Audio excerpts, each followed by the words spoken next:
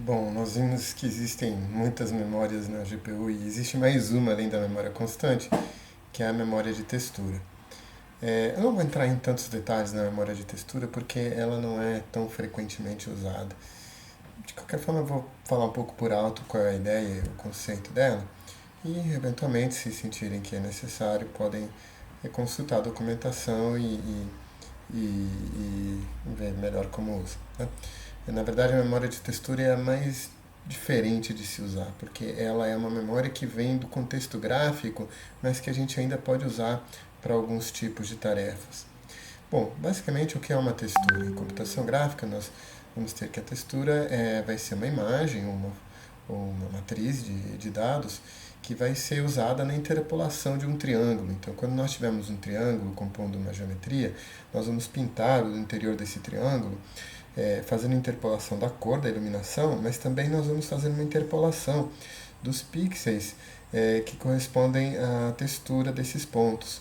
Então a gente vai ter que em cada vértice a gente vai ter marcado assim qual é a coordenada de textura que lhe corresponde e depois, ao fazer a rasterização, a interpolação do interior do triângulo, nós vamos também rasterizar essa coordenada de textura e, de certa forma, pintar o interior do triângulo com parte dessa textura.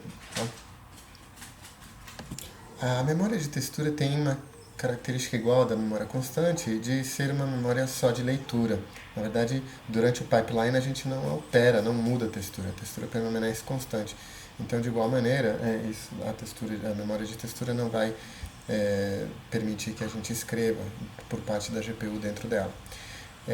Ela também foi designada para trabalhar dentro de um conceito de localidade 2D, espacial 2D, no sentido que se nós vamos pintar um pixel aqui com esse valor de textura aqui 7, nós vamos querer, ao redor desse pixel, nós vamos ter uma localidade 2D na textura, que significa que muito provavelmente os pixels vizinhos vão ser pintados com a vizinhança da textura também. Diferente que na coalescência que nós vimos, nós temos aqui uma proximidade que pode ser importante e a gente tem que acessar rapidamente, porque nós estamos pintando o interior do triângulo e, portanto, temos que rasterizar o mesmo espaço. E nós temos que ter, de certa forma, uma leitura rápida de dados que estão próximos em todos os sentidos espaciais, 2D ou até mesmo 3D, se a gente estiver falando de uma textura 3D. Nesse sentido, as threads podem usufruir desse benefício, de forma que a thread 0 pode estar pegando esse valor aqui, a thread 1 pegar esse valor de baixo, a thread 2 daqui, embora não haja essa sequência linear da coalescência, existe uma proximidade espacial e isso é o que a memória de textura vai tentar garantir um rápido acesso. Uma outra característica importante das texturas é que quando às vezes a gente vai pegar um pixel e ele vai ser mapeado para o elemento de textura que a gente chama texel, que tem esse valor aqui, esse aqui, 190, vai cair aqui nesse pixel da imagem que está sendo gerada, rasterizada. Esse pixel que está aqui, digamos assim, caiu, o 132 caiu aqui. Esse pixel aqui vai pegar assim, olha, a coordenada de textura aqui não é nem 0 nem 1, é meio. Você fala assim, ixi, mas meio não existe nessa matriz. Então o que vai acontecer? Se a gente não pintar com nada, vai ficar preto. Se a gente pegar uma vizinhança qualquer aqui, ou 190 ou 132, nós vamos ter um artefato muito forte de pixel. E na verdade o que é feito em rasterização é que se a gente tem meio aqui, então pega metade do valor daqui e metade do valor daqui. Nós vamos pegar o valor 161, exatamente a interpolação dos dois valores aqui do elemento de textura das vizinhanças. Aqui é o pixel, aqui caiu a coordenada 1.3. Então nós vamos pegar 30% do 1 e 70% do 1 e 30% do 2, no caso. Né? Então nós temos o que a gente chama, quando nós vamos usar a memória de textura, uma interpolação de graça. Significa que numa matriz não existe a posição 0.5, 0.7, não existe. Tem que ser um índice inteiro, que é a coordenada da coluna e da linha. Numa textura, sim, eu posso ter valor 0.5, 1.3.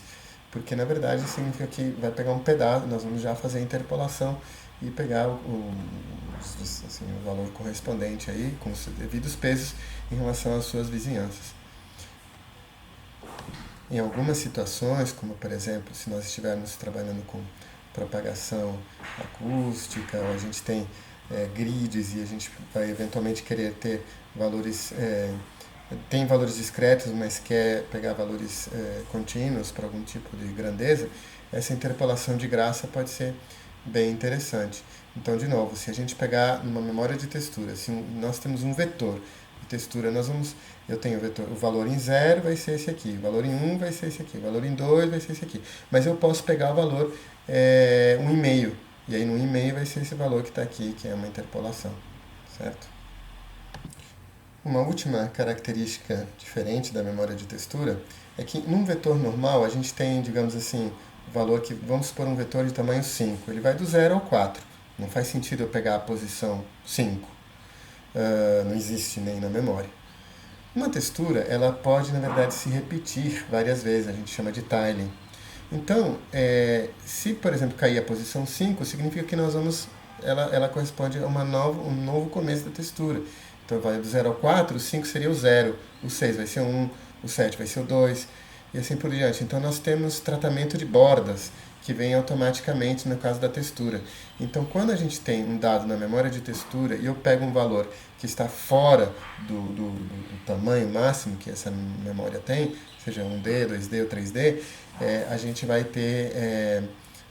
ter esse tratamento automático, que na verdade ele já vai fazer o módulo, né, do tamanho da textura e vai pegar sempre um valor que existe, mesmo que aquela coordenada não seja maior do que o tamanho do vetor, ou da matriz ou do cubo.